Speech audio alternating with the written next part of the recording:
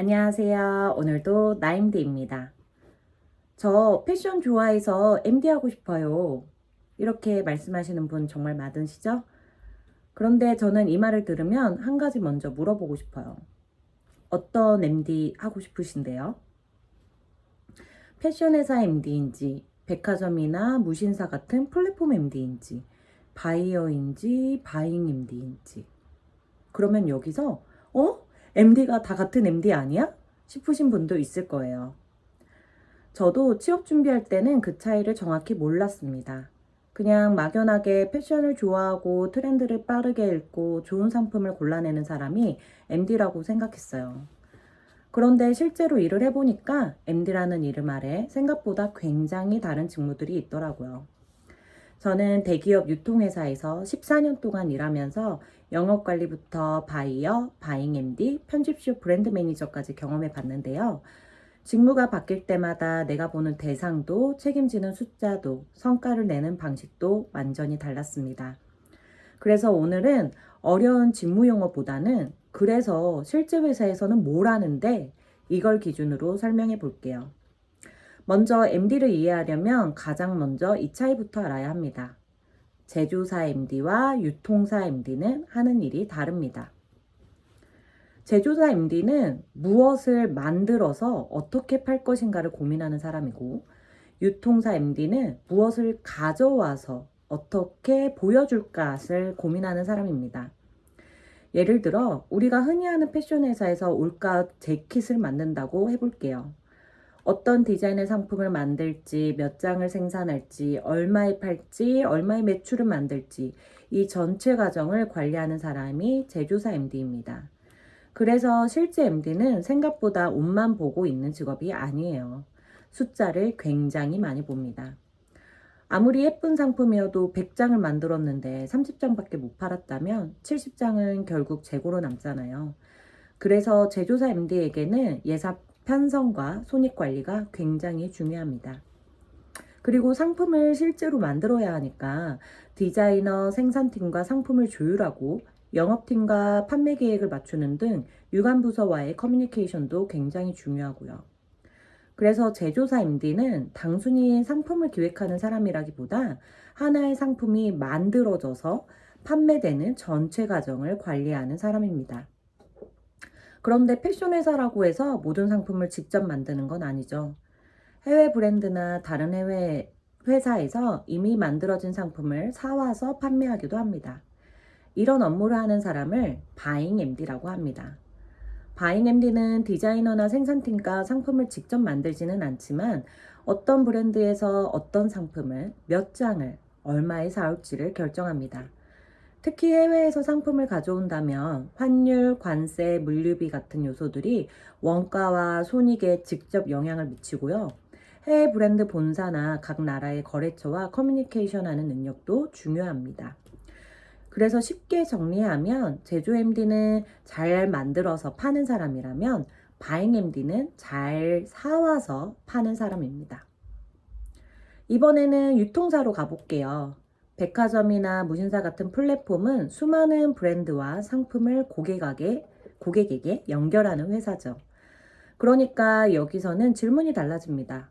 무엇을 만들까가 아니라 지금 우리 고객에게 무엇을 가져올까가 되는 거예요.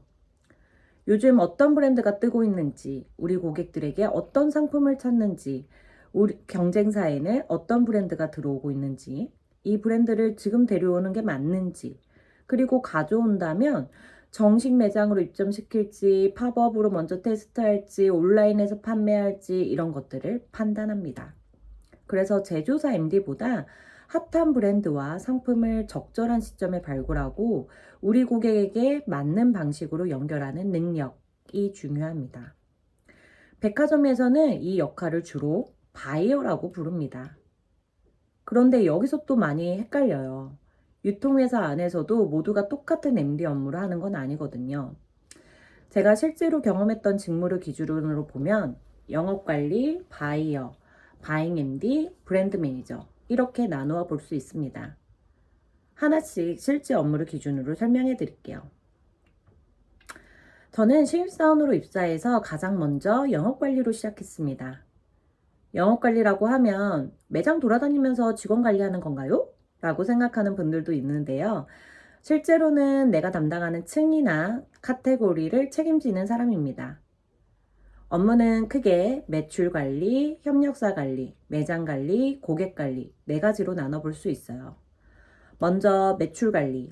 예를 들어 제가 여성 패션 한 층을 담당한다면 지난해 매출은 얼마였는지, 올해는 어떤 특이사항이 있는지 분석해서 올해 매출 목표와 계획을 세웁니다. 그리고 이 목표를 어떻게 달성하지를 고민하죠.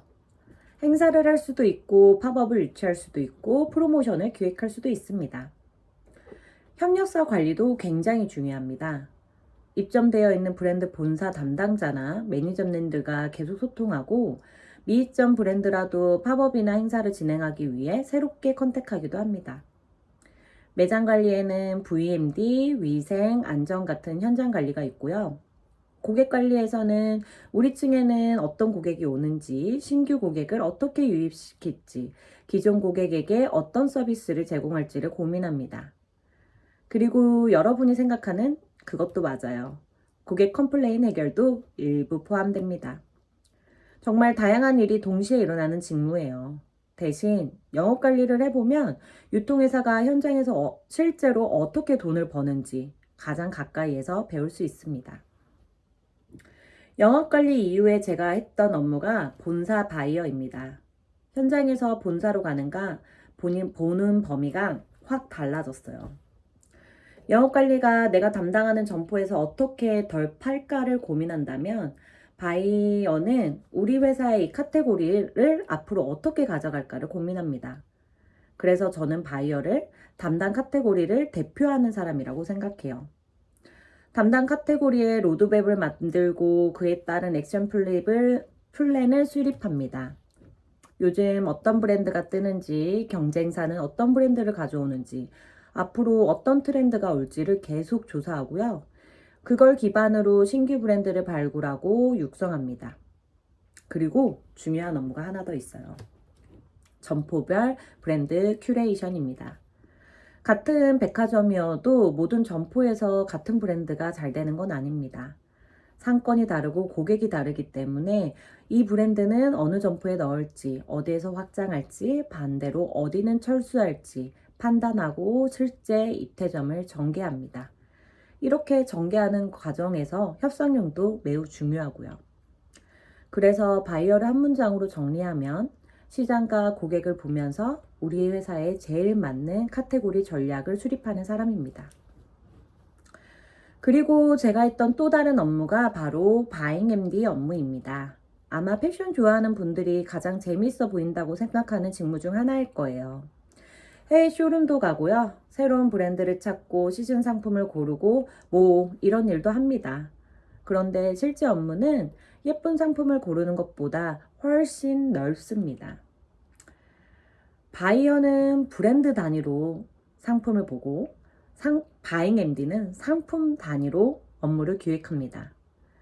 예를 들어 제가 편집숍 바잉 MD라고 하면 이번 시즌에 어떤 브랜드의 어떤 상품을 몇 장 얼마의 예산으로 가져올지를 결정합니다.